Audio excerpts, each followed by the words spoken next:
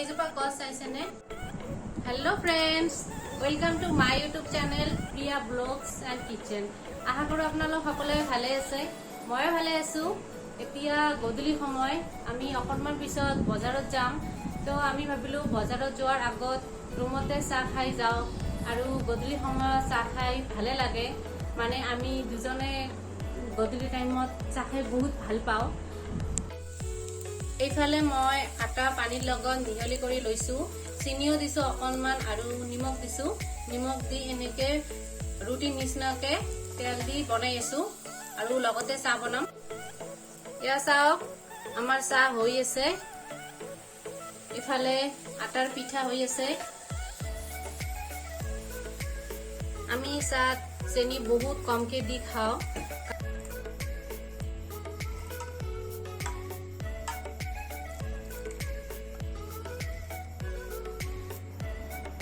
এতিয়া আমাৰ চাহ ৰেডি, পিঠা ৰেডি। এতিয়া চাহ আৰু পিঠাখিনি খাই লওঁ, তাৰপিছত আপোনালোকক দেখাই আছোঁ। আমাৰ চাহ পিঠা খোৱা হৈ গৈছে আৰু ৰেডিও হৈ লৈছোঁ। এতিয়া বজাৰত যাম, আপোনালোকে চাই থাকক।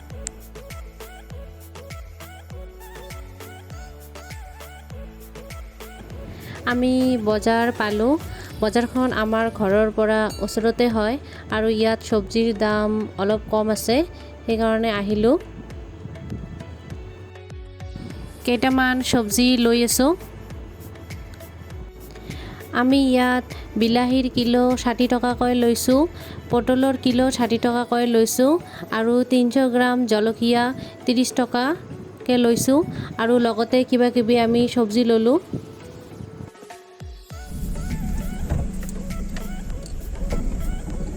আমাৰ বজাৰ কৰা কামখিনি হৈ গ'ল। এতিয়া আমি ৰুমত গৈ আছোঁ। আমি বজাৰৰ পৰা আহিলোঁ আৰু ফ্ৰেছ হৈ গৈছোঁ। এতিয়া আমাৰ আলহী আহি আছে, ফোন কৰিল অলপ আগত। এইফালে মই ভাতৰ যা যোগাৰ কৰি আছোঁ। আলু কাটি লৈছোঁ আলু ভাজিৰ কাৰণে। মই পানী দিছোঁ, পানীত অকণমান হালধি দিছোঁ, কাৰণ মই যিহেতু এতিয়া আলু ভাজিখিনি নকৰোঁ, অলপ দেৰিকৈ কৰিম। তো আলুখিনি এনেকৈ কাটি থৈ দিলে ক'লা ক'লা অলপ হৈ যায়, সেইকাৰণে মই আলুখিনি পানীত হালধি দি কাটি থৈ দিছোঁ। এইফালে আমাৰ মিষ্টাৰে অকণমান হেল্প কৰি দি আছে মোক, পিঁয়াজ কাটি দি আছে। আমি আজি লোকেল চিকেন বনাম, তাৰ কাৰণে পিঁয়াজ কাটি আছে। এইফালে আলু নহৰুখিনি মই কাটি থৈ দিছোঁ। আমাৰ ভাত ৰেডি।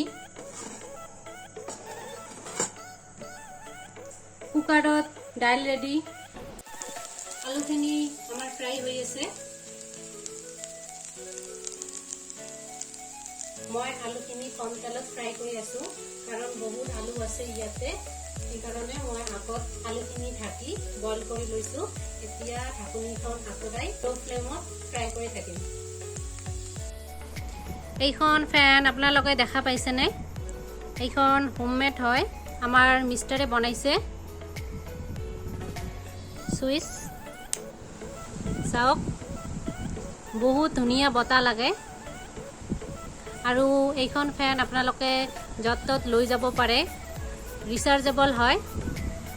ইফালে চাৰ্জ কৰিব পাৰিব, চাৰ্জাৰ দি কানেক্ট কৰি। অফ অন কৰাৰ কাৰণে এইফালে চুইচ দিয়া আছে।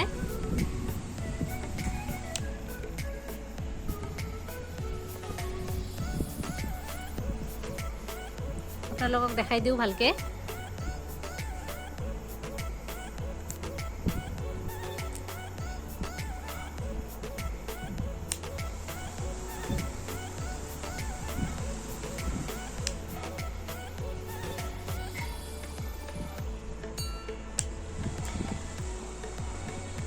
এইখন ফেন কেনেকৈ বনাইছে আপোনালোকে যদি চাব বিচাৰে, এনেকুৱা ধৰণে এইখন ফেন বনাইছে, যদি চাব বিচাৰে কমেণ্ট কৰিব। মোৰ হাজবেণ্ডে আপোনালোকক বনাই দেখাব। এইজোপা গছ চাইছেনে? পুঁই শাকৰ গছ। আমি ইয়াক পুঁই শাক বুলি কওঁ। আপোনালোকে কি বুলি কয় কমেণ্ট কৰি জনাবচোন। বহুত দিনৰ পৰা বিচাৰি আছোঁ এইজোপা গছ, পোৱা নাই। আজি বজাৰত গ'লোঁ, বজাৰত যাওঁতে বিচাৰি বিচাৰি এইজোপা গছ আজি ফাইনেলি পালোঁ। চ' এইজোপা লৈ আহিলোঁ আৰু কালিৰ দিনত এইজোপা গছ ৰুম। পাৰিলে আপোনালোকক নিশ্চয় দেখাম।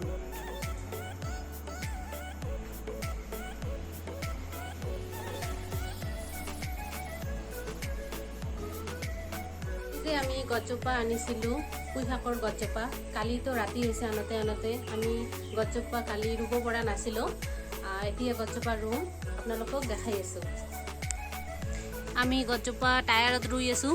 চাওক ইয়াত কিমান গছ ৰুইছোঁ।